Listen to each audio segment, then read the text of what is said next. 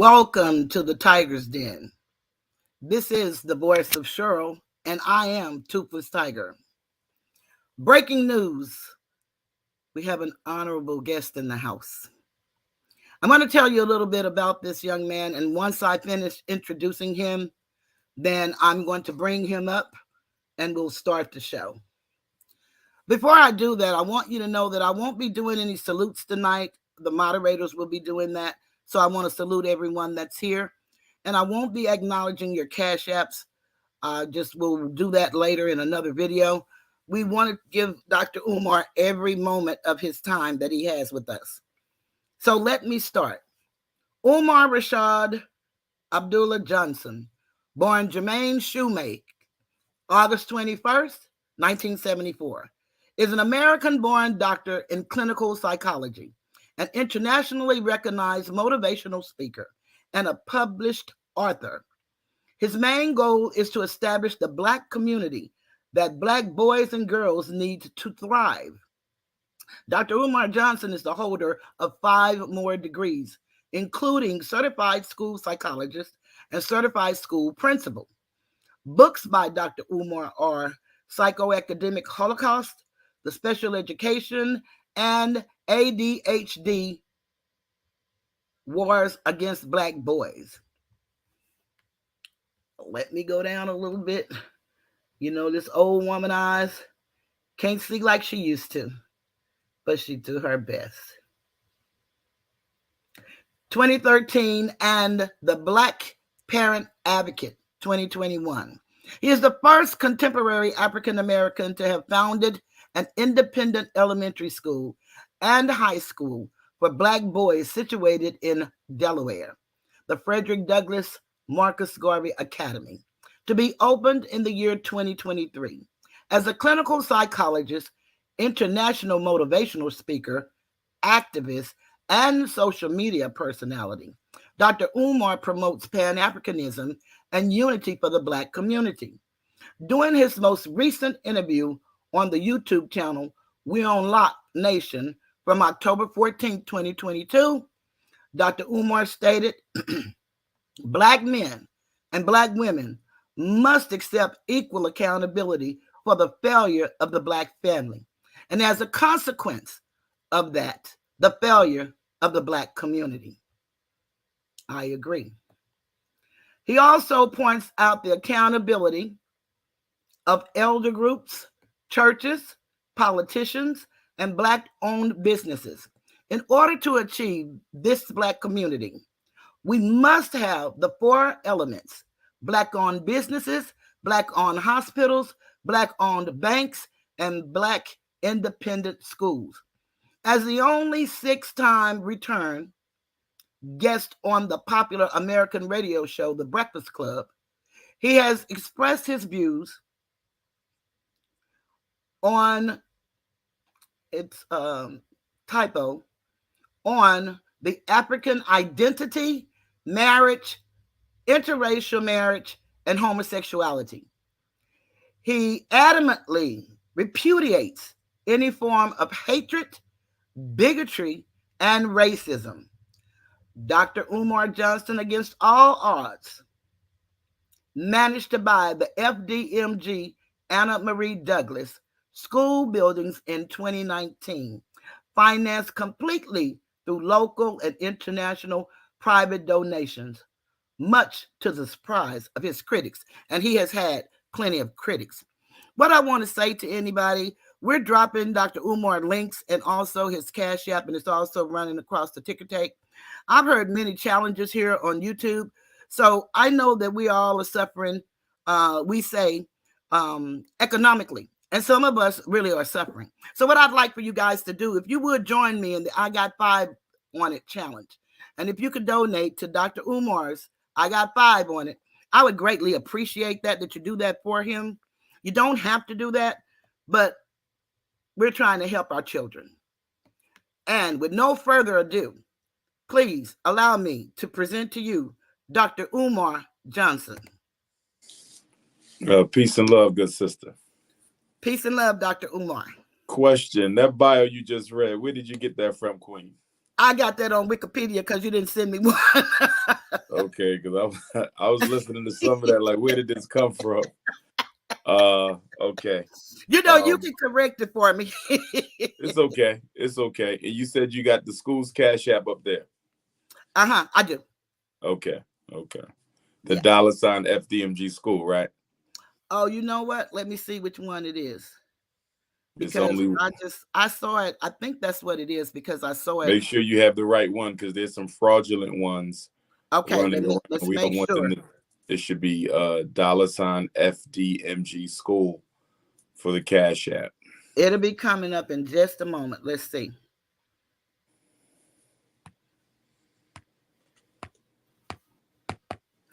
How you doing, Doc? I know you've been real busy.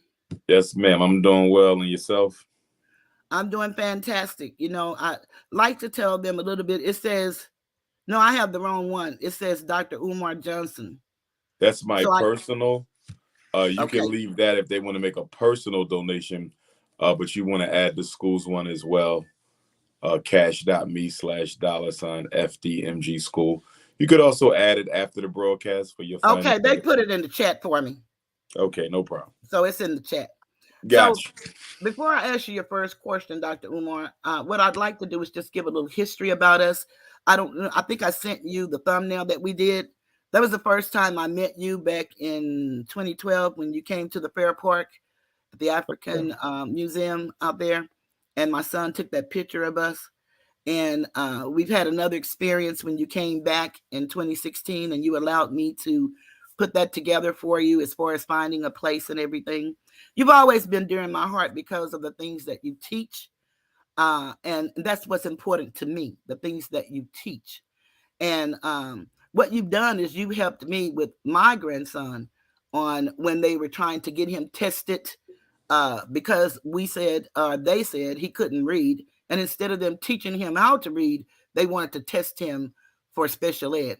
And so, with your knowledge and going in twos and the things that you're going to talk about, it really resonated with me.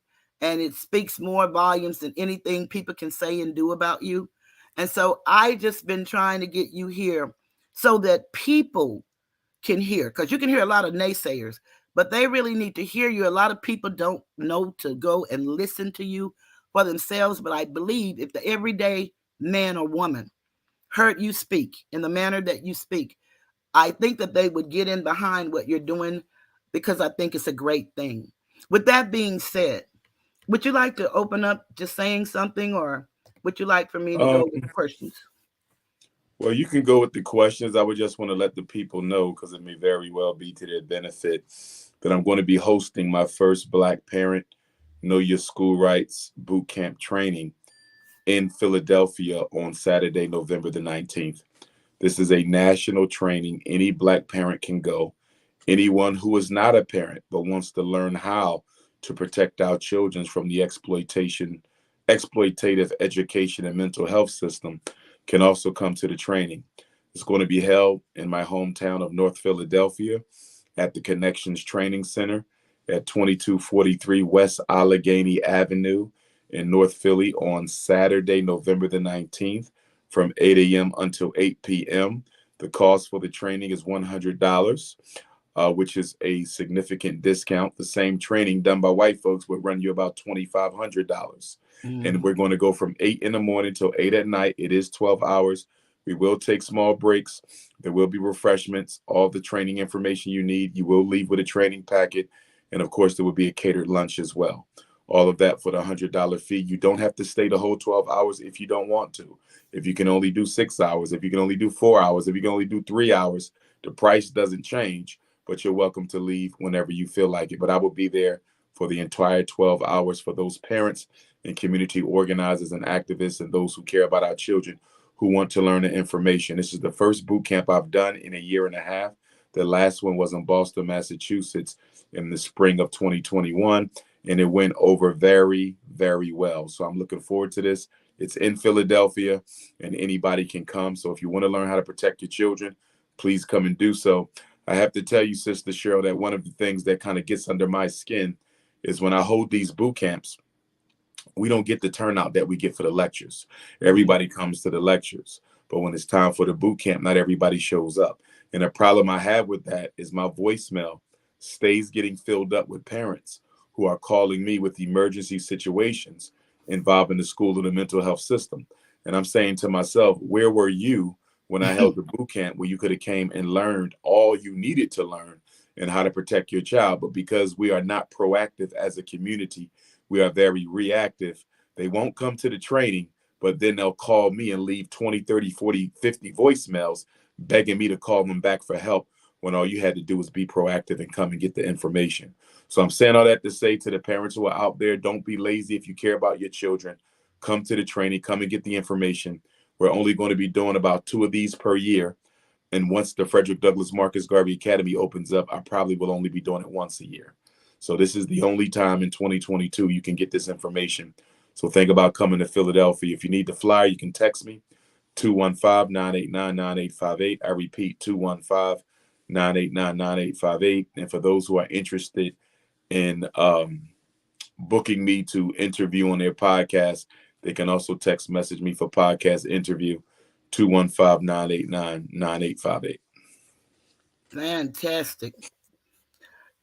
Great information. So my first question, Dr. Umar, and I just want to ask the moderators if you would put also in the chat the $5 challenge. I got 5 on it. $5 challenge. If you would put that in the chat as well. Advocating for Black boys. How did you get started? How did I get started? Well, in 3rd grade, I decided I wanted to be a clinical psychologist, and I've never gave up that pursuit. 4th and 5th grade, I had Black history class at the Meade Elementary School in North Philly. When I came out of undergrad, I joined the UNIA ACL, the Marcus Garvey movement, which was based in my North Philadelphia neighborhood. And when I came out of graduate school from Millersville University and returned to Philadelphia to complete my 1-year internship to earn my certification, I basically came face to face with how special education and ADHD was being used to basically marginalize and victimize Black boys. And the minute I saw it, I just started speaking up against it. You know, I didn't know that one day I would be where I am now. I had no idea that destiny would bring me to where I am in the Black consciousness movement.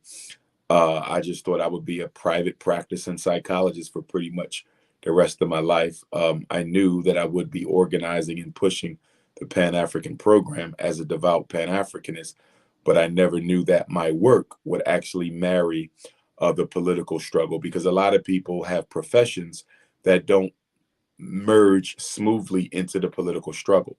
But being a school psychologist and being a part of fighting back against that war against Black children, it just so happens that I happen to be in a profession that is very relevant to the political struggle, which is the saving of our children. Fantastic. So you're talking about more or less like the exploitation of Black children in public schools. Give us some idea of how that works. Well, there's 6 stages in the miseducation machine. There is miseducation, there is special education, there is psychiatric medication, there is juvenile incarceration, there is psychological frustration, and there is premature extermination. These are the 6 cycles of death, what I refer to as the psychoacademic Holocaust.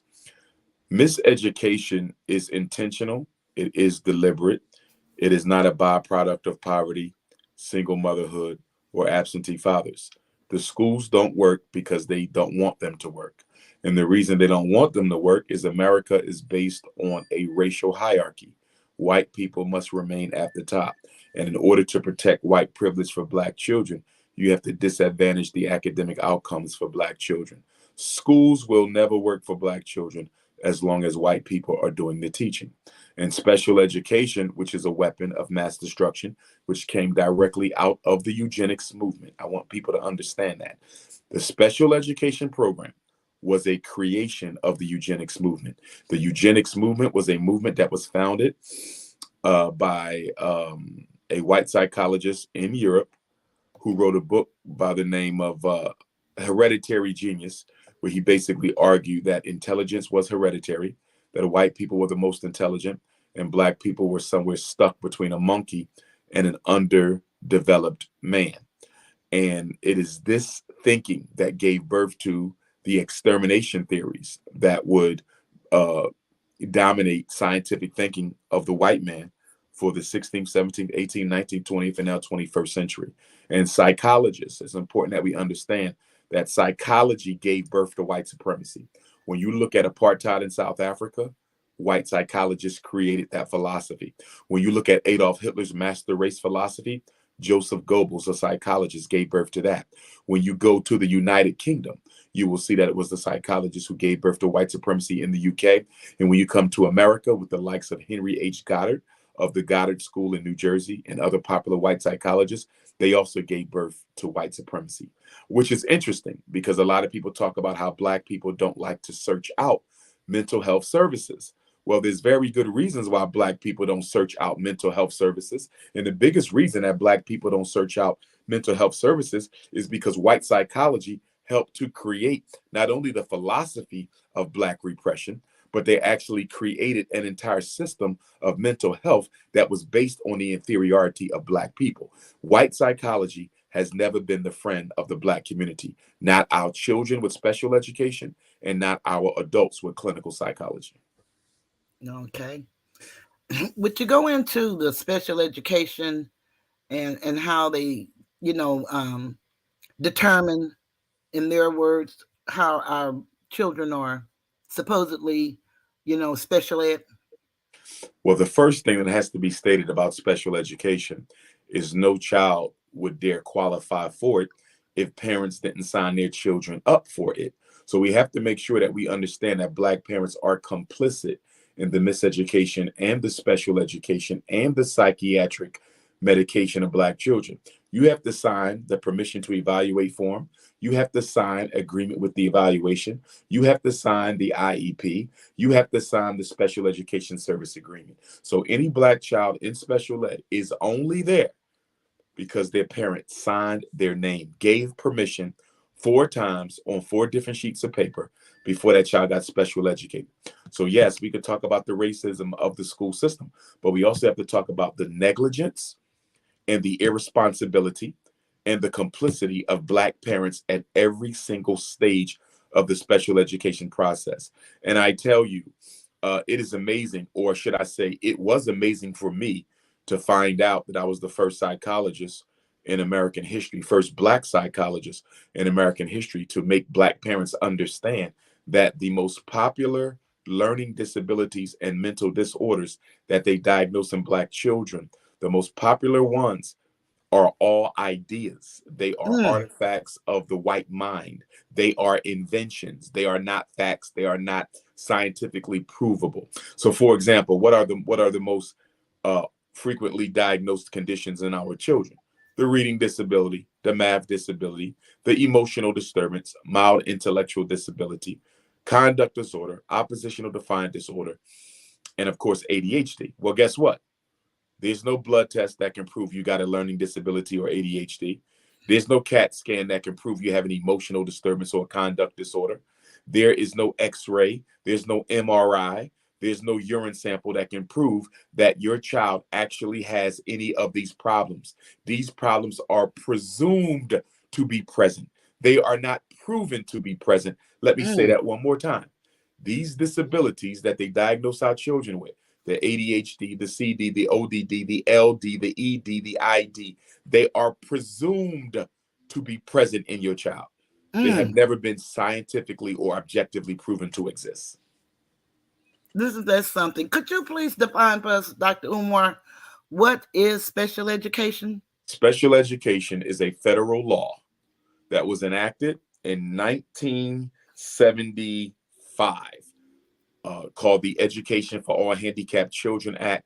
Now it's called uh, the Individuals with Disabilities Education Improvement Act 2004. George W. Bush signed the most recent version. It's almost been 20 years, so I expect there will be an overhaul of special ed sometime soon.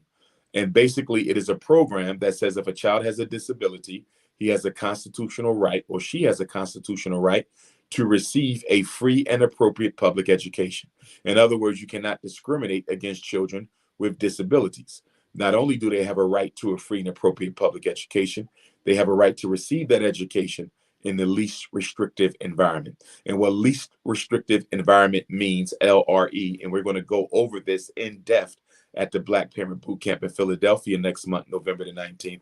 But LRE basically says you cannot be allowed to sit in a special education classroom any longer than what is absolutely necessary in order for you to learn. So if your son has a math disability, he should only be in special ed for what class? Answer me, Sister Cheryl. If your son has a math disability, he should only be in special ed for what class? Math. Exactly. So then if your son should only be in special education for math, why is he in special ed for science? Why is he in special ed for language? Why is he in special ed for history? Why is he in special ed for gym? Why is he in special ed for art, for recess? Why is he in special ed all day if he only has a math disability? And that is because the reason that these white teachers put our kids in special ed is to get them removed from the class the entire day. The purpose of special ed is to reduce the class size for these white teachers. So they don't want to hear about he's in special ed, but he's not staying in the classroom all day. Because the only reason why they manipulated his mother into signing him up for special ed was to get him the hell out of her classroom. You see, so special education in practice is a trash can where you throw away the black boys you don't want to be bothered with until they're old enough to drop out or go to jail. It is one of the greatest, in my opinion, special education and the miseducation of black children in general is one of the greatest overlooked and unidentified human rights abuses in the 21st century. Gosh. I would agree, especially, seeing children and seeing what's happening to us. Could you explain to us, like, I've heard you talk about, like, the ADHD and the medication that is, prescribed for the children is equivalent to the crack that they gave the fathers. Could you break down that, like, when they took the jobs away and brought in the different drugs? Yes. Could you bring that? Basically, we are still under the post-Dr. King mandate of the disintegration of the black community. After the FBI and the U.S. government, because the FBI is a branch of the U.S. government, after they assassinated Dr. King in 1968, they said we can never, ever allow a black civil rights or black power movement to get this far out of hand.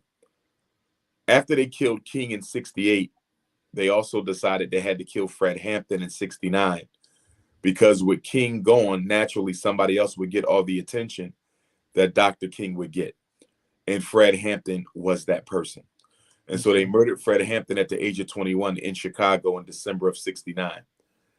And they had, in killing King and in killing Fred Hampton, to a large extent, they effectively killed the civil rights movement and the black power movement in America. It would be some years before the black power movement would be totally dismantled. But Fred Hampton, without question, was the greatest threat to the power structure in the post-Dr. King era.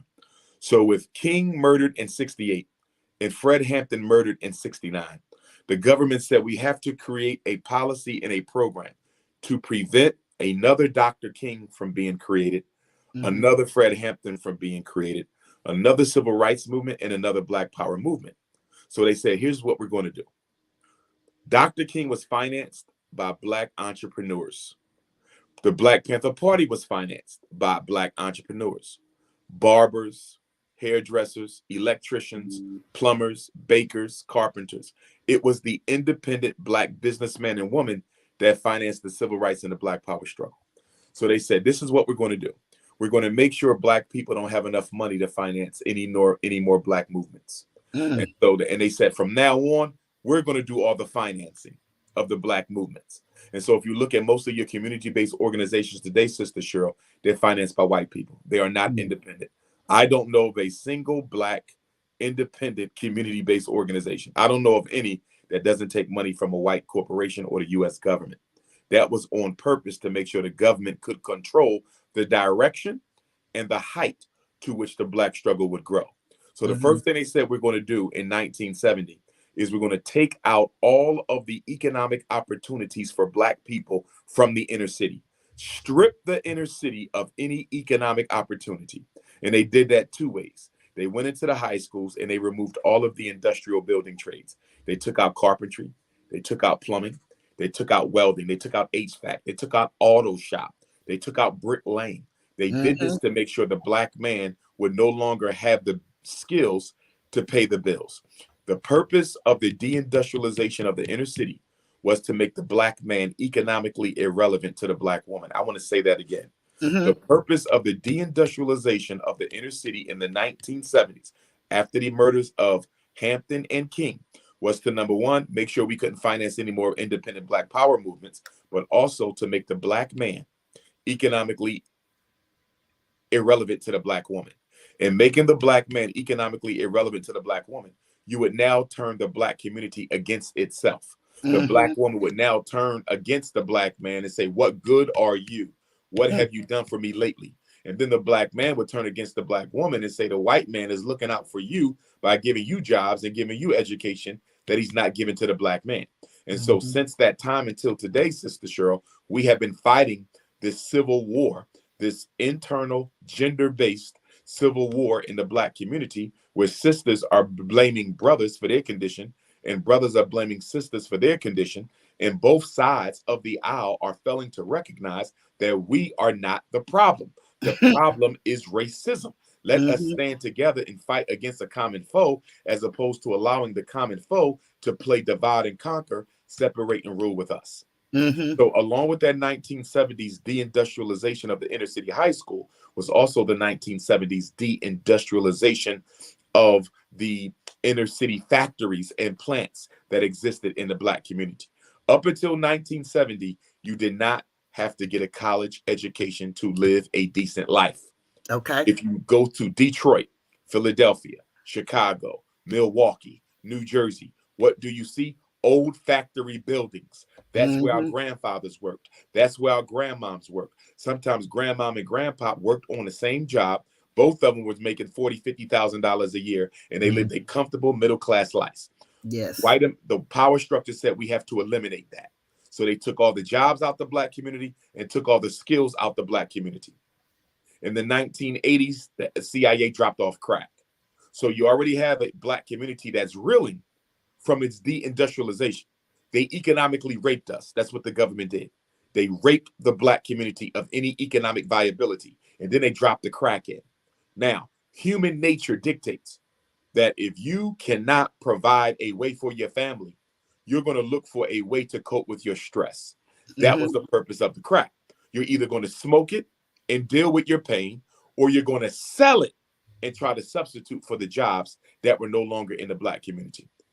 The crack epidemic would have never hit the black community as strong as it did, Sister Cheryl, if the black community was not first deindustrialized. It was the Mm-hmm. deindustrialization of the black community that laid it hostage to the drug epidemic that came in the 80s. Mm. And then in the 1990s, Bill Clinton hit us with the crime bill, which was largely authored by President Joe Biden, who black people couldn't wait to go vote for a year and a half ago. So Mm-hmm. the Bill Clinton 1994 crime bill comes, and for the first time in American history, you can be sent to jail for the rest of your life. Although you never hurt nobody, never killed nobody, never stabbed nobody, never harmed anybody. Bill Clinton introduced mandatory minimum sentences for nonviolent drug related offenses. And he Mm-hmm. also introduced 3 strikes and you're out. Three Go to strikes. jail, 3 felonies, you'll be in jail for the rest of your life. Now, this was the Democrats who black people are so loyal to. I don't know why, because they've done nothing for us. And the reason I'm bringing that up, Sister Cheryl, is in 3 weeks, every Negro you know is running to the polls on November the 8th. All 435 U.S. congressional seats are open. You have a number of governor seats. You have a number of other seats, and black people can't wait to vote. And I'm trying to find out, what are we voting for?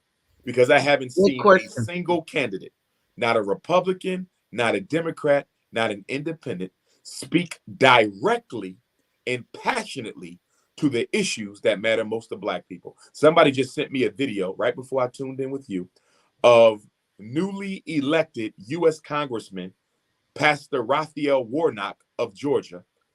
He was at a Korean American seminar where he was pledging his loyalty to the Korean Americans of Georgia. But he hadn't said anything about the Black agenda. He hadn't said anything about miseducation, mass incarceration, gentrification, police genocide, and access to wealth. And see, here's the kicker, Sister Cheryl. Up until the 70s, white America had decided upon a policy of segregation. Keep the Blacks away from the whites. But Black people, with our self-hatred, we follow white people everywhere they move to. White people can never get away from Blacks. No matter how far they move, we want to live with them. We do not believe in having our own communities. Black people do not want their own communities, which is why the so-called popularization of Black Wall Street is a hypocrisy.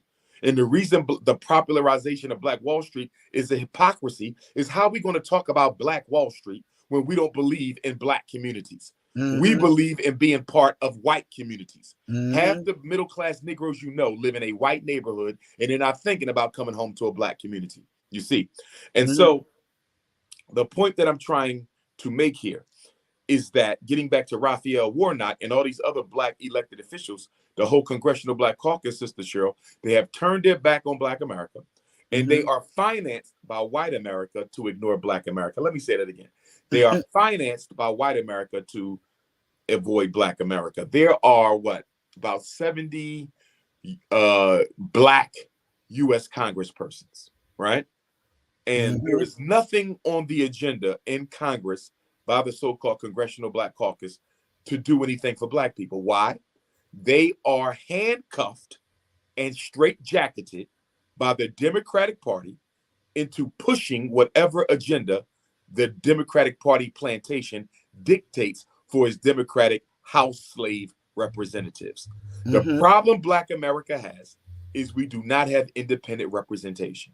And Sister Cheryl, until we get independent representation, nothing is going to change for Black folks. You have to have people who do not have to worry about retribution from the Democratic Party for not doing what they told them to do after they gave them their money. If you want real Black representation in DC or in your state government or city government, you have to pay for it. Black people do not systemically finance their own candidates. We let the white Democrats finance our candidates, and then we complain about why they don't carry out a Black agenda. How the hell I'm gonna carry out a Black agenda when my entire campaign was paid for by white folks? See, Negroes will vote, Sister Cheryl. Negroes will vote, but will Negroes put their money together and finance their own mayors, finance their own governors, finance their own state reps, state senators, U.S. rep, U.S. senator, council person? It takes money to play the political game. Black people just want to vote, and they wonder why they don't get nothing, because all you did was vote. You didn't sacrifice nothing. It cost you nothing to go to the poll and cast that ballot. You have to pay. The labor unions, they finance candidates. The mafia, they finance candidates. The LGBTQ, they finance candidates. The Arabs, the Chinese, they finance candidates. Black people are the only people who do not finance their candidates. They let the white racist Democratic Party, who has never done anything for us, take care of our politics for us. November 8th, I can tell you right now what's going to happen after November 8th election.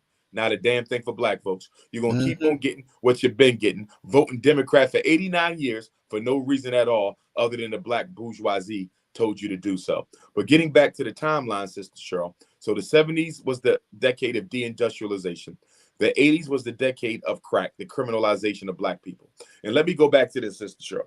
One of the reasons they had to criminalize Blacks in 1980 was they didn't want to put any more money in the war on poverty. Okay. Let me say this again. One of the reasons they had to criminalize the Black man in 1980 is they didn't want to put any more money into the federal war on poverty program that Lyndon Baines Johnson started. So they said, listen, if we don't want to keep on helping Black folks, we're going to have to criminalize Black folks. So instead of helping them, we're going to lock them up. Instead of using money to build neighborhoods and build better schools and create jobs, we're going to use that money to lock black people up. In other words, Sister Cheryl, what they did was they transformed the public image of the black man and woman from a victim to a victimizer. Let me say it again. In the 1970s, we were viewed as the victims of racism. By 1980, we were viewed as the purveyors and victimizers of American society by way of crime and crack sales. They totally transformed the image of us. And our image has been stuck on being that of a criminal ever since the 1980s. And unfortunately, we have an entire population of so-called gangster rappers. Ain't nothing gangster about them because they all live in white neighborhoods. But we have an entire population of gangster rappers who are out here advertising the very behavior that gets black men locked up. The gangster rap community are some of the biggest coons and Negropeans that we have. And the black community should be embarrassed that we continue to support them. Black men, by way of gangster rap, Sister Cheryl, are the first men in world history to be responsible for destroying their own image across the world. We are creating the image that justifies the mass incarceration. And guess what makes it even worse? Many of the same companies that publish gangster rap music are investors in the private prison system. Private prison. Let me say it one more time. The same company that pays these coons to glamorize black on black murder, to glamorize exploitation of our women, to glamorize drug selling and drug smoking, to glamorize conspicuous consumption. The same companies that publish the music invest in the prisons that lock our boys up after they get influenced by these buffoons. Now, 90 was the crime. 2000 was George W. Bush. Faith-based initiative. George W. Bush changed the game because he turned the black church into a useless shell of what it used to be when he found a loophole in the law that allows the federal government to finance churches. Once they started financing the churches, Sister Cheryl, you haven't seen the black church at all in 22 years. Sister Cheryl, name me a black church in Texas or anywhere else in this country that is at the forefront of the fight for better schools, at the forefront of the fight against police genocide, at the forefront of the fight against gentrification, at the forefront of the fight against economic injustice or mass incarceration. Not T.D. Jakes, not Creflo Dollar, none of them. You know why? They got their wings clipped when they took 30 pieces of silver from George Bush. Now, isn't this ironic? Because the black church loves to talk about the metaphorical Judas. And how Judas betrayed Christ for money. Now, look at this, Sister Cheryl. Judas betrayed Christ for money. But isn't that exactly what the black church did to black America? Yes, I would agree. The community for 30 pieces of silver from George W. Bush. Not Judas, but George. Now, the reason George Bush had to do that is because what was coming down the pipe, Sister Cheryl, would be so disadvantageous to the black community, they had to make sure the black church would not participate. And what was coming down the road? 4 things. Number 1, mass gentrification. Mass gentrification. Yes. They are pushing black people onto the streets like we have never been put on the streets before, Sister Cheryl. Black America's homeless rate is as high as it's ever been since, I think, the 1960s. Because what nobody's talking about, Sister Cheryl, is when they push us out of housing, where are they pushing us to? They're pushing us to the street and to the cemetery and to the prison. And so they needed to make sure the black church would not fight back against that. They knew the LGBTQ bomb was coming. And they needed to make sure that the black church would not say one word. Not one. The homosexualization of our children in public school. Right? And then they knew Barack Obama was coming, and they needed the black church to not say nothing about the multiculturalization of black people's civil rights gains. Everything we died for, Sister Cheryl, was taken by Barack Obama and redistributed to every other people of color except us. The Barack Obama presidency was the disintegration of civil rights and its meaning in the lives of black folk, and the empowering of other groups with those very same civil rights. So after George W. Bush's weapon of mass destruction in 2010, the FBI faith-based initiative, the pastor is the new agent, in 2000, Barack Obama destroyed the civil rights gains of Black folks and put every other group before us. Sister Cheryl, when Barack Obama became president, Black people were the priority minority. We were the priority minority for 44 consecutive presidents. 44 consecutive presidents. After Barack Obama gets elected, guess what? Black people would never again be a priority minority. Everybody is more important than you, Sister Cheryl.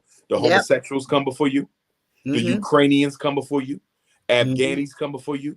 Transgenders come before you. Native Americans come before you. Latinos come before you. Can you name one group of so-called minorities that is not more important than Black people? None of them. And guess who we have to blame for that? Barack Obama for sure, but ourselves. Because for 8 years, we sat still with our hands folded and let Barack Obama push us back damn near 100 years on America's political clock.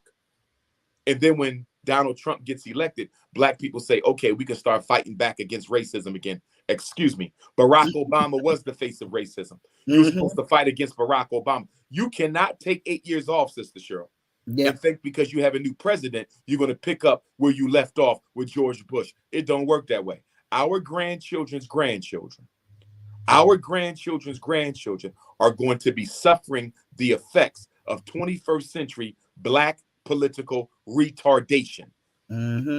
No Black president is going to benefit you. What we need is Black power. We should have held Obama accountable. And even if you ain't going to hold him accountable, Sister Cheryl, at least act like it. But guess what we did? We got on national television and told the whole world, we don't care if Obama don't do nothing for us. You saw them people. You saw what they said. You saw Black people on TV. He don't have to do nothing for me except be Black. And you know what the white power structure said? Thank you, God, for Barack Obama. It says he ain't got to do nothing but be Black. That's all he gonna do for you is be Black. And we're gonna take everything you Negroes fought for and give it to the gays, the transgenders, the women, the Ukrainians, the Afghanis, the Latinos, the Chinese anti-hate crime bill, and everything else. And now check this out. Joe Biden gets elected. And Joe Biden signs an anti-Asian hate bill. He signs a violence against Native Americans bill. He signs a transgender bill. He signs a Latino bill. He signs an immigration bill. Joe Biden took care of every other minority group and still ain't took care of Black folks. Let me ask you a question, Sister Cheryl. Can you explain to me why Congress just passed an extremely weak Emmett Till anti-lynching bill, first in American history, right? That was crazy. They gave Emmett Till and his mother a Congressional Medal of Honor. Why are you giving deceased Africans an award after they dead? If, but stay with me. Emmett Till get a Congressional Medal of Honor. His mother gets a Congressional Medal of Honor. They passed the Emmett Till anti-lynching bill. The Emmett Till movie comes out next week. We had an Emmett Till miniseries that came out this summer. All this Emmett Till energy, right? Why is the white woman responsible for Emmett Till's lynching still alive and living her best life? Not locked ain't been arrested, ain't been arraigned, ain't been questioned, accused, or tried. How do you pass an Emmett Till anti-lynching bill? And a woman who killed Emmett Till will not even be persecuted under the Emmett Till anti-lynching bill. Ain't that Mr. Cheryl, make it make sense. You can't do it. You can't do it. But let us be honest about something else, Sister Cheryl. We are so lazy as a people. Yes. Now I say lazy, I'm talking about collective political and economic organization and mobilization. I'm not talking about individual selfish agendas. I'm talking about collective political and economic organization and mobilization. None of this that they're doing to us, Sister Cheryl, could be happening without our participation. Our laziness, our apathy, our neglect, our disinterest is the environmental context in which white supremacy acts. Right now, we are in the worst state we've been in since slavery, Sister Cheryl. You know why I say that? This is the first time in 400 years you have nobody, no organization at all that speaks up and fights for Black people. Who do you have right now, Sister Cheryl, who you can say beyond a shadow of a doubt will die for me or go to jail for me if I am mistreated or abused? Think about that. Every stage of our existence in this country, from slavery to that, Harriet Tubman said, I'll die for my people. Frederick Douglass, I'll die for my people. Medgar Evers, I'll die for my people. Deacons for Defense, I'll die for my people. Marcus Garvey movement, I'll die for my people. Black Panthers, I'll die for my people. Who do you got right now? Al Sharpton not dying for you. No. Jesse Jackson not dying for you. Cornel West not dying for you. Michael Eric Dyson not dying for you. The NAACP ain't dying for you. The Urban League ain't dying for you. The Black fraternities and sororities ain't dying for you. Sister Cheryl, our children have nobody right now. And the white power structure sees it. The reason these police are killing like they're killing, where is the resistance? Resistance and defiance are the heart and soul of the Black struggle. We resist and we defy. Slavery, we resist and we defy. Jim Crow, we resist and we defy. Civil rights, we resist and we defy. Black power, we resist and we defy. Sister Cheryl, we ain't resisting and we ain't defying. White folks can do whatever they want to Black folks, and we will tolerate it. And guess what? After they do it, we will forgive them for it, and then we will proudly pick up the American flag and say, I'm proud to be an American. Yes. And then they'll turn around and tell you slavery has not affected them. That's what they say.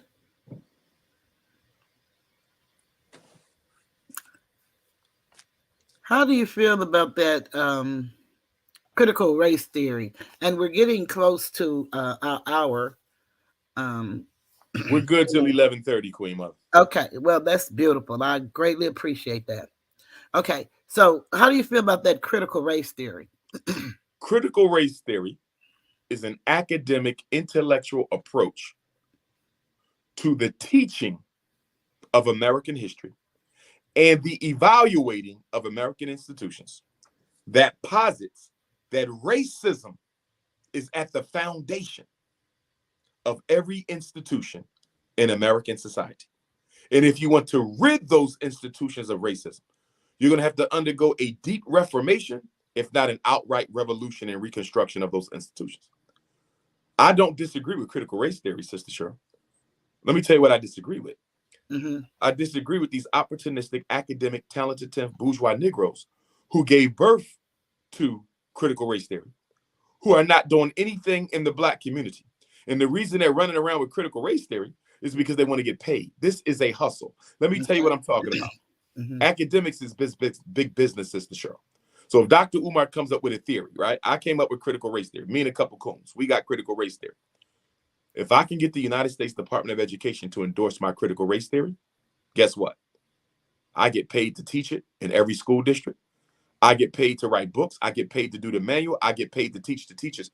It's a multi-million-dollar hustle, Sister Cheryl. They're not fighting for critical race theory because they care about Black folks, because none of the people who are at the forefront of critical race theory have any history of grassroots struggle in our community. They are bourgeois academics. Do you understand what I'm telling you? Here's the contradiction and the hypocrisy and the irony, Sister Cheryl. If you really want Black kids to know about racism, if you really want Black people to understand how deeply entrenched racism is in American society, why not teach them at the church on Sunday? Why not teach them at the community center after school? Why not teach them somewhere else? You follow me? Why do you need the government to endorse your theory? If you believe it, bring it to the hood and put it in practice. They're not interested in coming to the hood. They're not interested in teaching Black children. They're interested in getting paid by white people to tell them about their crimes against Black people. Critical race theory is a hustle. 1619 Project is also a hustle. It's a bunch of Negroes who want to be accepted and included by white folks, and they want to get paid in order to remind white folks how racist they are. I liken it, Sister Cheryl, to the movement to get Black history in our schools. I don't support Black history in the public schools. You know why? Because why do I want racist white women teaching my daughter Harriet Tubman? Why do I want Mhm. racist white women teaching my daughter Fannie Lou Hamer and Ida B. Wells and Sojourner Truth and Mary Church Terrell and Anna Julia Cooper? Why do I want white women teaching black girls who their ancestors are? Why do I Mhm. want a white man giving my son Marcus Garvey, Denmark Vesey, Nat Turner, Gabriel Prosser, the Deacons for Defense, Fred Hampton, George Jackson? I don't want no white man teaching my son that. The black community's job is to teach their children who they are, not white people. Mhm. All these people are hustlers, Sister Cheryl. And the problem with us is we can't tell the difference between a hustler and an activist. And until we can tell the difference between a hustler and an activist, we will always be taken advantage of from Negro opportunists in our community. I believe that. You really kind of see a lot of that in this type of situation. But let me ask you a Real question. quick, Queen Mother, somebody put a post on the comments. I don't know if that's you or not. They said, subscribe to King Kong Consciousness YouTube. I would like them to remove that because I don't have a YouTube channel. Every YouTube channel that operates under my name operates by somebody who I do not know and never condone to operate a channel in my name. Okay. I'm the biggest name on YouTube, but I do not have a YouTube page. So whoever's telling people to subscribe to my channel, it's not my channel.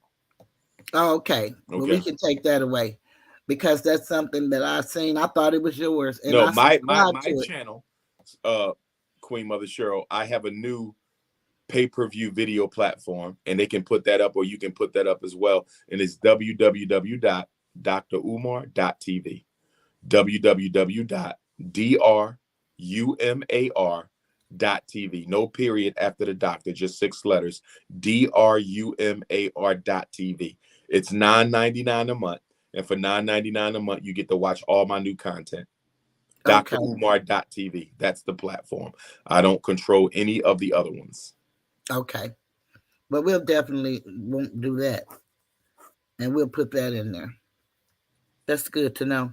I had a question going back to the school system. Um, One of the people in the chat asked, are you familiar with the auto inclusion program that the system is adding to the education plan? If they're speaking of the inclusion of special education children? I think it has to do with special education. Yes, I'm familiar. Inclusion, there's inclusion, and then there's mainstreaming, right?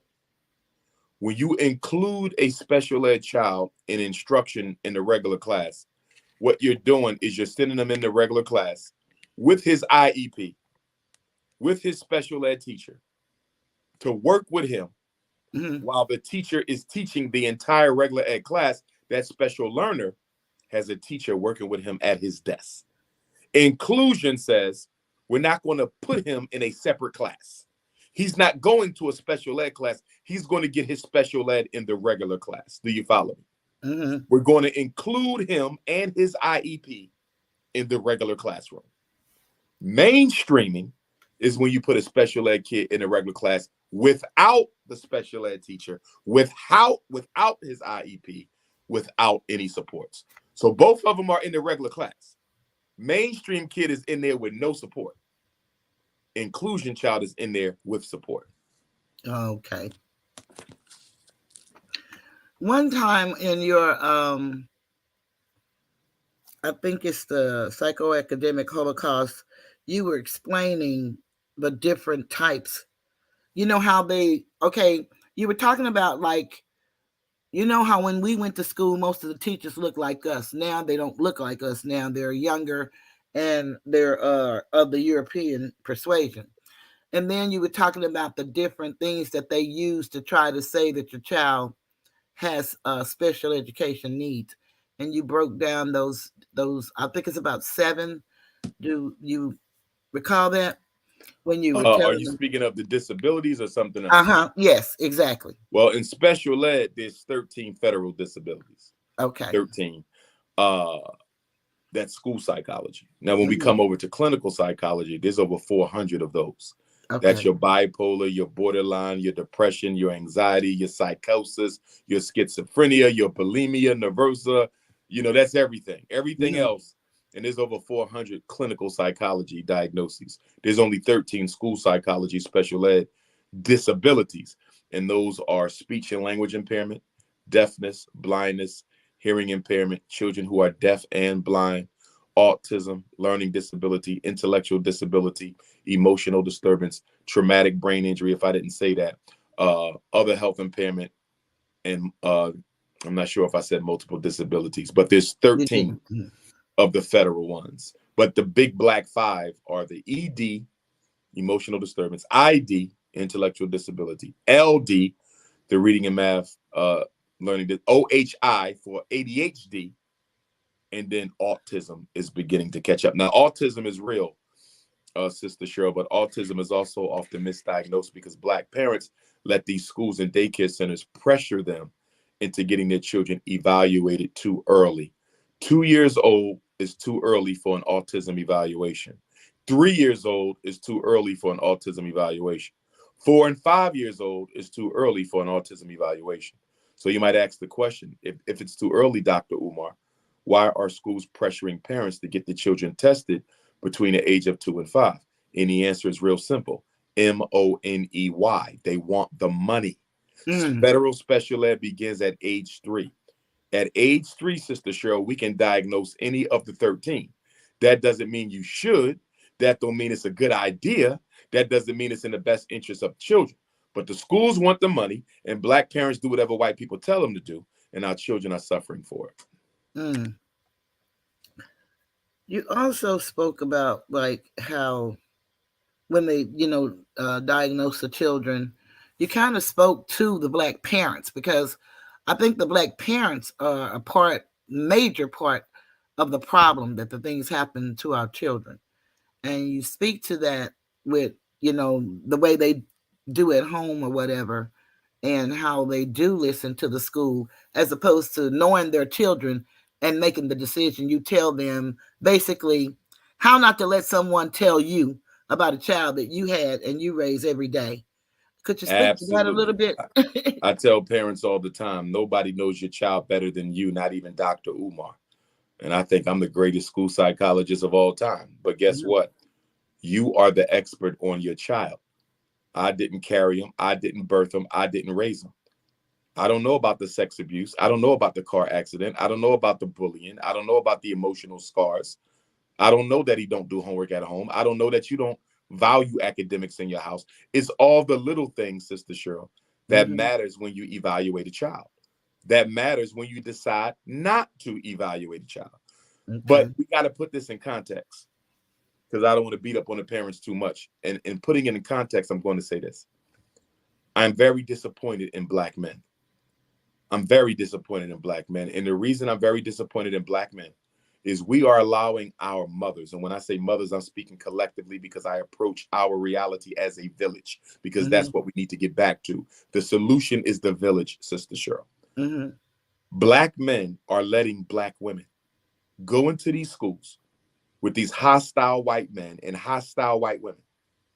And our sisters are in there by themselves with no support, fighting an entire school system in an attempt to save our sons.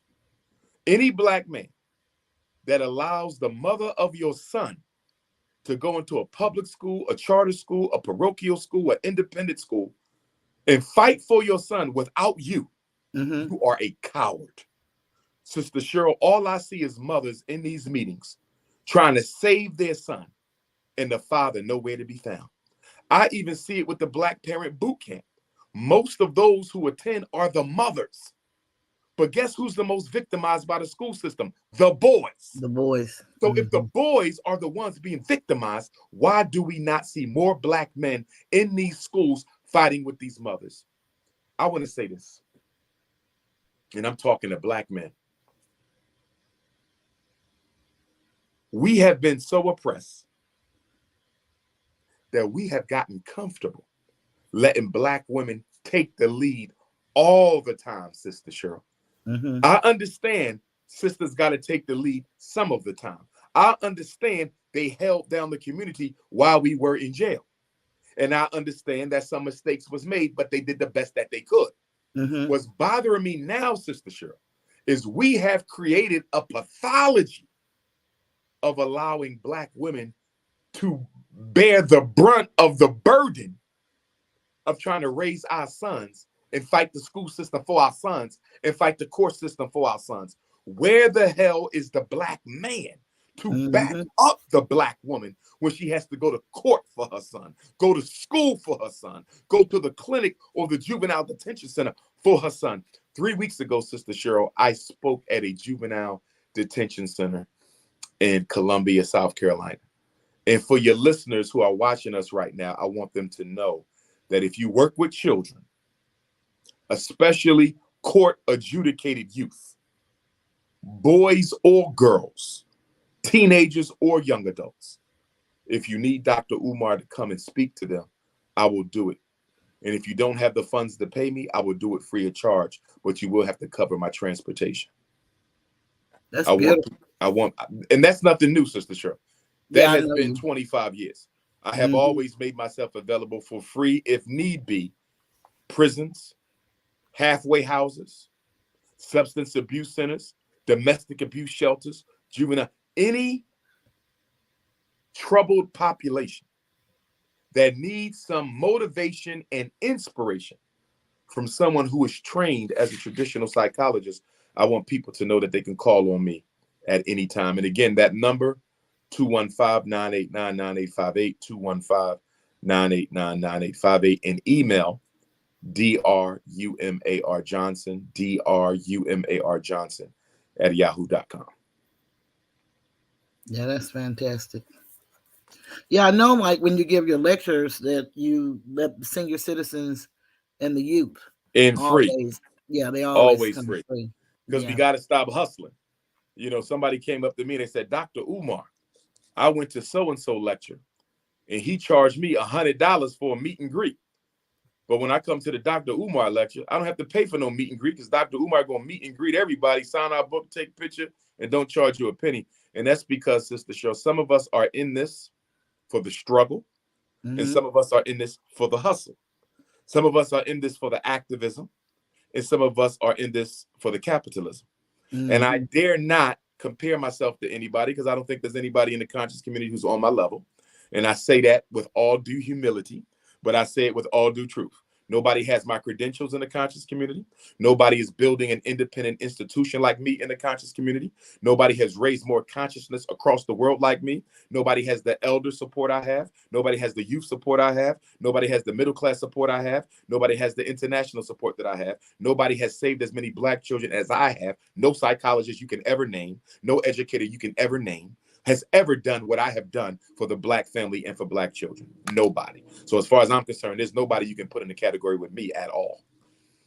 I would have to agree because it saddens me, and I commend you on your humility because I know that you're very humble and in our interaction with one another. But what bothers me as a woman, a mother, um, you know, um, leader, whatever you want to call me, um, long as it's not out my name, it bothers me to hear people continue to talk about you in manner that it has nothing to do with who you are as a person and what you're doing for our children. You're the only person I know in the history of man. I'm talking about man that do what you do and then get criticized for what they say you didn't do. I've never seen so many people ask for people credentials. I've never seen them ask for people credentials the way I've seen them hound you like a hound dog. I've never seen them get up on Saturdays like you do and talk to parents throughout the United States. For free. I hear for free. I've been there with you 3 hours. Sometimes you go longer. But the parents, they cry. You know, the men cry. Their children are being abused, especially in places like Oregon and Utah. I've heard these things. But you get criticized for one thing, and nobody seems to care about the lives of the children that you're actually saving They from don't care. medication They and don't the care. parents. And how do you handle that? Because you do it so graciously to me. I don't. Because I I know need. why I'm here. I mean, I know why I'm here. I've been in the black consciousness since I was a fourth grader. It's all I know.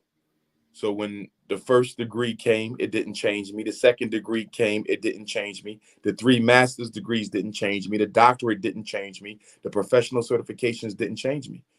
I'm still that same young man in 4th grade speaking at the Black History Contest in North Philly. I've never changed. See, Sister Cheryl, what we have to understand is some people come to consciousness because they ain't got nowhere else to go. Some people come to consciousness because, they came out of prison and they want to do better. Nothing wrong with that. Some people come to consciousness because they wanted to make a living at the white man's table and he kicked them out. Nothing wrong with that. I didn't come to consciousness as a result of going to jail. I didn't come to consciousness because I got tired of the church. I didn't come to consciousness because I got tired of the masjid. I didn't come to consciousness because the white man disinvited me from the table of the Black bourgeoisie. I came to consciousness organically and innocently as an 8-year-old in Black history class. So for me, it's nothing nobody can say because I know why I'm here. You understand? And then we also got to put it in perspective, Sister Cheryl, and that is to say this. I do have my detractors, but compared to the supporters, they are a very small number. There are 2 billion Africans in the world. My detractors might be 1,000 strong, maybe. But for every detractor that I have 1 million supporters. The difference between the detractors and the supporters are mature, they are disciplined, and they have a life. My detractors are immature, undisciplined, and they do not have a life. They sit on YouTube all day long and make Dr. Umar videos. Okay. And of course, some of them belong to the alphabet community. The leading detractors, they're members of the alphabet community, which also helps explain why they're so incessantly addicted to my downfall. Okay, because they're part of that community. They're the Rainbow Gang, you see. But the other thing too is the popular personalities in the conscious community. They're quite envious of my stature. And they wish they had it, and some of them are trying to get it, but again, they can't because nothing I bring to the table they have. They need FDMG to fail, Sister Cheryl, which you won't, but they need it to fail because he's already the most requested scholar. He's the most relevant scholar. He's the most loved scholar. He's the most traveled scholar. If that man opens up a school and built it from nothing exclusively off of the black penny, what excuse do we have for not having no institutions? See, Sister Cheryl, FDMG is going to make the community hold their so-called conscious leaders accountable for producing more than podcasts. You understand me? Yes. Once the school is open, people can now say Dr. Umar started with nothing. He got 2 schools and he built it purely from black donations. Where is the bank, since you the economics man? Where is the hospital, since you the medical man? Where is the supermarket, since you the diet and nutrition man? You see where I'm going? In order to avoid accountability, I have to fail. Because when I succeed, I automatically raise the bar of expectation. Sister Cheryl, I speak more than everybody else in the conscious community put together. I don't have a YouTube page, and I'm the biggest name on YouTube. I'm the biggest name on TikTok because people love my message. I don't have to load a video. I never load up a video except the ones you see on my Facebook and Instagram.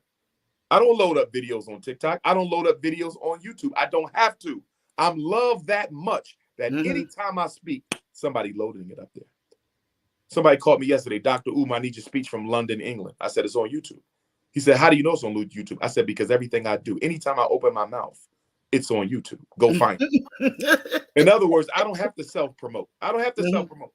The people are going to do that for me. So I'm just saying all that to say that I thank God for giving me this responsibility. I thank the ancestors for putting me in this position. It's not easy. I do have my days like everybody else because in addition to building the school, in addition to saving children, I have to deal with the constant sabotage from these coons. I could care less about the videos, Sister Cheryl. I don't care about that. My issue, I've been investigated by the FBI, IRS, CIA, Homeland Security, all by black people. This is what they do. Pennsylvania State Board, Attorney General for Delaware and Pennsylvania, Governor for Delaware and Pennsylvania. My own people are going to white people, trying to have me destroyed because they're jealous they're not in my position. I believe that. I promise you, I believe that. It's really disheartening, but I like the way you stay focused and you stay on course, and that's one of the things that my son tell me to, because I admire you so, and we talk about you a lot, and he just say, "What does Dr. Umar do? Stay on your purpose, Oh, and hands down. don't get sidetracked."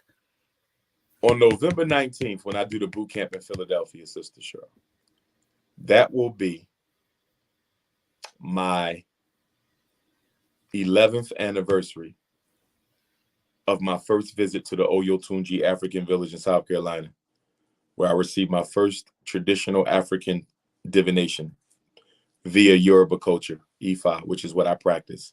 Mm-hmm. And it was Orunmila, the divinity of death. I got my name through consultation with heaven. Mm-hmm. And my name came out Ifa Tunde, Ogun Tade. Ifa Tunde means destiny has returned. And Ogun Tade means Ogun, the spirit of iron, wears the crown. Ogun is my father in the Yoruba tradition. I'm saying all that to say, I am destiny returned. The ancestors sent me here to finish work that was left undone. Mm-hmm. So there's nothing they can say about me. There's nothing they can write about me. There's nothing that can speak about me. There's nothing they can try to do to me that's going to stop me from doing the work. When I got my divination, Sister Cheryl, the first one ever, November 19th, 2011, some in the village thought I was a child of Obatala. They said, Dr. Umar is Obatala. They said, why? Because Obatala is intellect. He's consciousness. Dr. Umar is an intellect, very conscious. He's a child of Obatala. But guess what? I was not.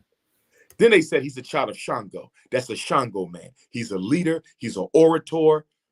He gets attention from the women. That's Shango. Guess what? I wasn't Shango. I was Ogun. And I now know why. The reason I'm not Shango, the reason I'm not Obatala, the reason God made me Ogun is because Ogun is the warrior, Sister Cheryl. Okay. And the wars I have to fight on a daily basis just to help my people dictate that the strongest Orisha has my back. Mm-hmm. And that's why I'm a son of Ogun. Because if I was a son of any other Orisha, I might buckle under the pressure I got to deal with. Remember, Ogun is willpower. Ogun is strength. Ogun is indomitability. Ogun is the one who will make a way where there is no way. Mm-hmm. And that's who walks with me in this life. And I see why Ogun is with me in this life. Mama. So we're getting close to the hour. You want to freelance and just give us something that we need to know? Yes, indeed. Couple things. We will be going back to Africa this summer. I haven't been to Africa in 3 years because of COVID, Sister Cheryl. Mm-hmm. So I'm going to take 2 trips in 2023, God willing, because everything happens by way of the Creator. The first 2 weeks of March, we're going to go to Senegal,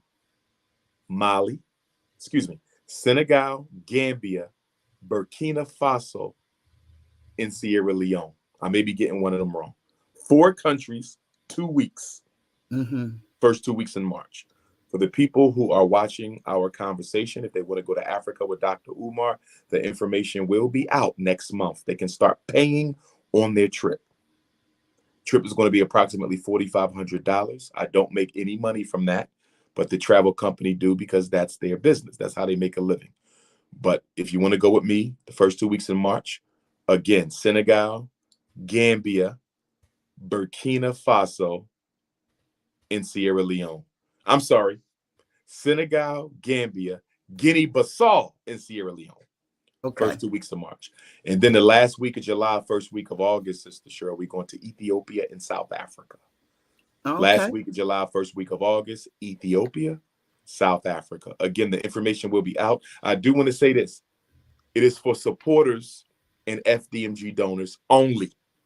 If you do not support me, if you did not donate to the school, you may not go on my trip. This is not a trip for anybody who want to go. Mm-hmm. This is a trip for people who are Team Ifa Tunde. If you are not Team Ifa Tunde, you have no business going on my trip. And if you act like a coon on my trip, you will be banned from ever attending any function whatsoever at the Frederick Douglass Marcus Garvey Academy.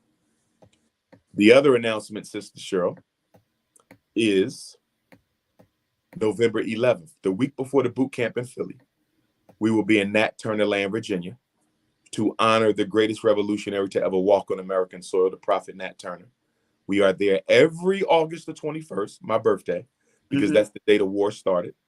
And we are there every November 11th because that's the day Nat Turner was hanged. Okay. So we will be there this November the 11th. So anybody who wants to come, go to natturnerlibrary.com. natturnerlibrary.com. If you've never been on the Nat Turner Trail, if you've never been down there, Sister Cheryl, it's a pilgrimage I take twice a year. The two most sacred places for me is the Goree Island Slave Dungeon in Senegal and the Nat Turner Trail in Virginia. They're the two most sacred places in the world for me. Okay.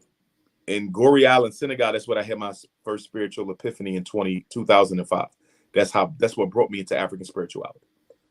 And going to the Nat Turner Trail, I started that November the 11th of 2011. I showed up coincidentally, Sister Cheryl, on the day Nat Turner was killed. And I've been going back ever since. And so I go down there, I sit, I meditate, I burn my incense, and I try to connect with the soldiers of the Nat Turner Army to give me strength to keep on fighting the good fight for Black people. So November the 11th, we are in Nat Turner land. And November the 19th, the very next Saturday, we are in Philadelphia for the Black Parent Boot Camp. Okay. Have you started back doing the bus tours where you take the children? I haven't, but I will. COVID kind of threw everything off. Okay. And I'm going to start up with some mini tours, and then I'm going to start up with the full college tour this summer. We're probably going to do 2 trips. And just so you know, as far as FDMG goes, brothers and sisters, keep on making your donations. $ FDMG School on your Cash App, $ FDMG School on your Cash App, FDMG Academy on your PayPal for my international Africans, FDMG Academy on PayPal. And of course, you can mail your check or money order payable to FDMG Academy, P.O. Box 9634, Wilmington, Delaware, 19809. We need your help. Sister Cheryl, we're in a good place right now. Good. We're in a good place with the school. The HVAC is in place. We just waiting. It's still being tied in. The plumbing is about to be finished. The electric is about to be finished. The roof has been finished. The sprinkler and the fire alarm system has been checked. If all goes well, Sister Cheryl, and I can't say for sure because it's all up to the Most High, but if all goes well, in February of 2023, we should be having a grand opening for the community of the Nat Turner John Jacques Dessalines Gymnasium and or the Honorable Marcus Garvey Elementary School. We should have at least one and maybe That would both be fantastic. ready for February. And I feel sorry for one group of people, and that's the coons.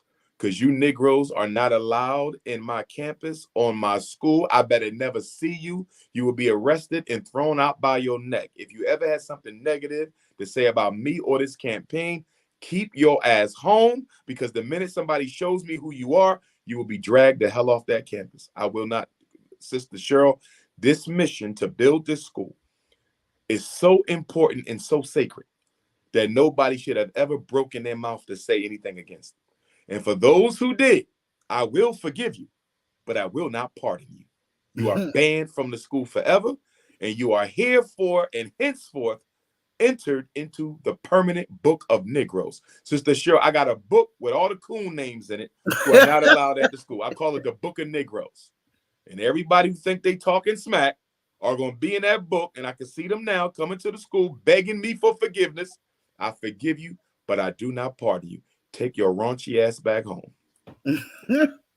And before we go, Dr. Umar, someone asked a question. They wanted you to speak on what your thoughts were about Kanye West or something on Drink Champs. I haven't watched the interview yet, but I'm going to watch it because I'm due to be on the Breakfast Club next Wednesday for my 6th interview, and I'm sure that might come up.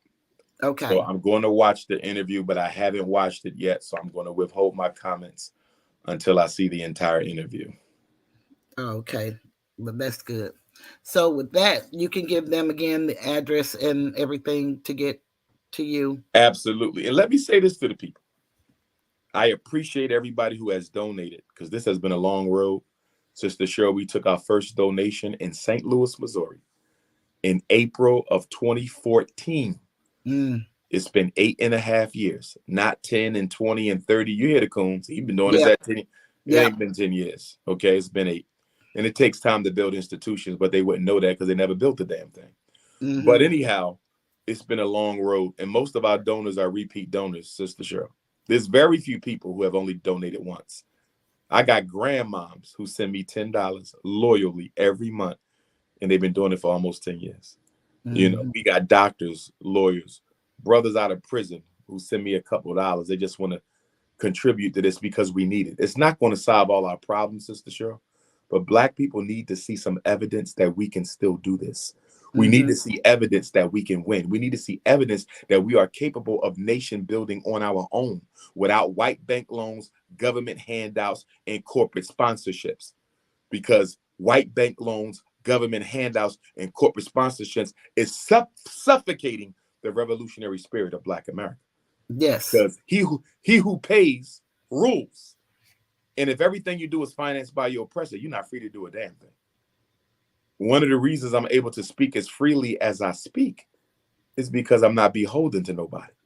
I'm not a Greek. I'm not a Mason. I'm not an elk. I'm not a homosexual. I don't belong to any society, Sister Cheryl, that can exert influence and control over my actions.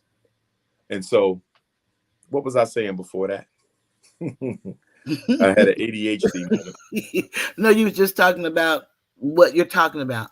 That you're able to do what you're doing because you've had so many people. You were thanking the people. Oh, I was thanking the people. And when we do have the grand opening, the initial grand opening is only going to be for donors. And because we have so many donors, we're probably going to have several grand opening events, activities, and we're going to have to rank the donors by quantity and quality. And what I mean by quantity, what I mean by quantity, how much they've donated, but quality, how long they've been donating. So you may have not donated as much as the next person, but if you've been sending us $5 a month for 8 years, that means something. That's commitment. And so we want to honor them as well. And we're also going to give all of our donors honorary stock certificates into FDMG. Just like the Honorable Marcus Garvey, you could buy shares of the Black Star Line. They're going to get certificates. Not that they recoup any money from them, but these are spiritual and honorary that they can hang up in a house and say, I'm one of the reasons that school They did that. is up and running, you see. So I'm just looking forward to it. It's been a long, long, long haul. But I tell you this, Sister Cheryl, when we had our second festival, and you got to try to come to the third one next year. But when we had the second festival on September the 10th, you know, that was either a new moon or a full moon. And it was in Taurus or Libra. And the reason I'm bringing that up is because the divinity of the campus, FDMG, is Orisha Oshun, who is the ruler of Taurus and Libra. And I have a Libra moon. But around 5 o'clock when the fashion show started, that's when the moon came in, the full moon or the new moon.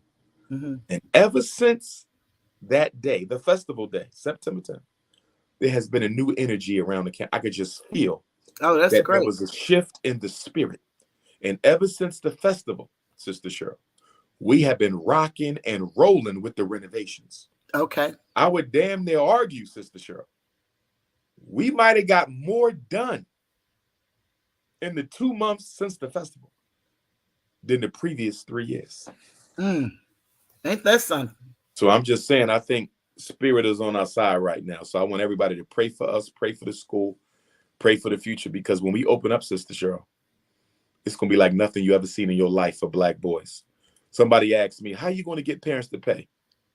Well, God blessed me to be Dr. Umar, so I don't have to worry about that. I'm going to have a waiting list down the street and around the corner. My issue, Sister Cheryl, is not getting enough students. Is how do I turn away the ones that I don't have class space for? Because I can't overcrowd them classrooms. That defeat the agenda. Yes. And that's why as soon as we're done the Garvey School, we have to open up the Frederick Douglass High School. Remember, Sister Cheryl, we got 2 schools, not one. It's 2 buildings, which means we're the only independent Black school in America with 2 schools. And we are the largest independent Black school campus in America. And we will be the only one completely funded by African people from all over the world. Never before done. Never before has there been a school in this country that was financed, renovated, and operated by Africans from every single continent. Maybe Garvey 100 years ago. Maybe Garvey 100 years ago. So we will be the second to Garvey. And if Garvey didn't do it, we are absolutely the first to ever do it. You have a lady that lives in Philadelphia, and she asked you to repeat the number for the conference that you're having in Philadelphia. Okay, my cell number. So if you need the flyer for the Black Parent Boot Camp Training Conference in Philly, text me. I'm going to send you the flyer, and I'm going to send you the link to register. If you want to come to Nat Turner Land November the 11th, which is the week before the boot camp, I'm going to send you that flyer too. Also, Sister Cheryl, just to make sure y'all register for drumar.tv. Do that tonight, www.drumar.tv. And also, Sister Cheryl, just for the good of the conversation, where else will I be coming up? I have my Breakfast Club interview the 26th. I'll be speaking at a panel discussion at Cheyney University on the 29th, which is America's oldest Black college. I will be in Nat Turner Land November the 11th. I have the Philadelphia Boot Camp November the 19th. I'll be in the Bronx, New York for Kwanzaa. I'm in Baltimore February 1st for Black History Month. I have a Black Male Leadership Forum in Philadelphia February the 16th. I'll be in Las Vegas on February the 18th for Kemet in the Desert, which is a program, Sister Cheryl, where they raise money and send children to Africa every year. Okay. Okay, I'll be in Calumet City, Illinois, March the 22nd. I'll be in the island of Martinique, May the 19th. And of course, my Kwanzaa tour, my Kwanzaa schedule isn't set yet, but I'll be going on tour for Kwanzaa in December as well. Okay. But 215-989-9858, twice more. 215, and if you could post this, Sister Cheryl, I'd appreciate that. 215-989-9858, 215-989-9858. If anybody to text me, if you need life coaching, I'm available for life coach sessions, relationships, sadness, depression, career choices, whatever the problem is, life coaching. Also, if you need consultation for your child, you need me to help you decide what to do next educationally in terms of mental health. You need me to review the IEP, review the psychological evaluation report, review the behavior plan, review the pre-referral intervention plan. I'm available for that as well. Fantastic. But Dr. Umar, we couldn't ask for a better interview. I tell you, I'm truly honored and humbled, and I thank you for answering the call. You always do, and so I thank you for that. And on that note, if you have nothing else to say, we can get ready to close it out because we want to meet your 11:30 timeline, and I think we're there. Yes, ma'am. Yes, that's ma'am. very gracious of you, and this was outstanding. I couldn't ask for a better guest, and I thank you. And of course, in the future, if I need to, I'll be calling on you. Yes, most ma'am. Definitely. And look like everybody said this is outstanding. Thank you. They really enjoyed you. And so we'll get a lot of views on the playback. And so I thank you for your time, Dr. Umar. No problem, Queen Mother. Be blessed. You have a beautiful evening. All right now. Bye-bye. Bye-bye. Okay, everybody. I don't think I want to leave the studio. I think I just want to remove Dr. Umar. I want to just thank everybody for coming and staying with me. We're going to get ready to close out. We're at the 11:30 mark. I thank y'all for staying the extra 30 minutes, but this was an interview that we just had to stay. And so I thank everybody that came over and supported me from Uncle Suge's chat and all of the people that supports me in my chat. I just want to thank you. And everybody in the bushes and the naysayers and the say-nayers and all the people that wish me well, I just want to thank you. And so on that note, you know what happens. I'm getting ready to leave the tiger's den, but I think we need to hear a great roar on this one.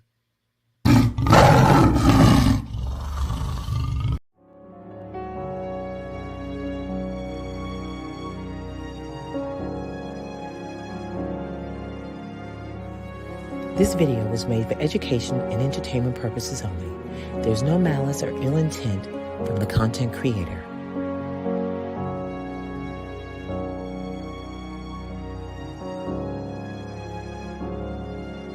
So please like, share, and subscribe, and have a great evening. Good night.